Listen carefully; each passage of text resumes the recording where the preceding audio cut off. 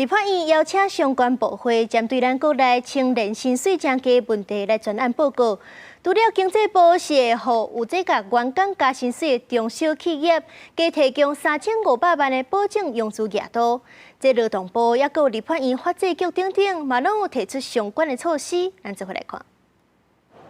青年加薪普遍化，劳动部表示，月计比3万1加，就属于加薪。估计按算有120万的劳工符合定义。立委直接讲，4个大学毕业生内底，就有一个人领基本工资。调涨这个基本工资的话，会追得上现在的物价的上涨的情形的幅度吗？劳动部修正就业服务法，要提升薪资透明，原来是4万以下的，现在要5万以下的哦。为了鼓励中小企业甲员工加薪。经济部研究推出新措施，针对员工加薪的中小企业，若准有资金融资的需求，会另外提供3500万的保证融资额度，上悬9.5成保证成数，保证手续费也较较低的，以0.1%计收，也会扩大中小微企业的辅导，提升企业赚利润的能力。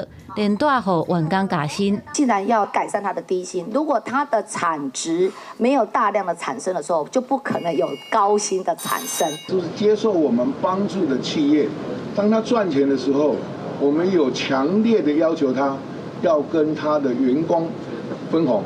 抢救加薪，劳动部建议公布薪水的标准，财政部推出减轻租税负担措施，政府催杀加薪。对明年开始，政府约评估的月给应该比上加工资1.1倍更较悬，大约31449块。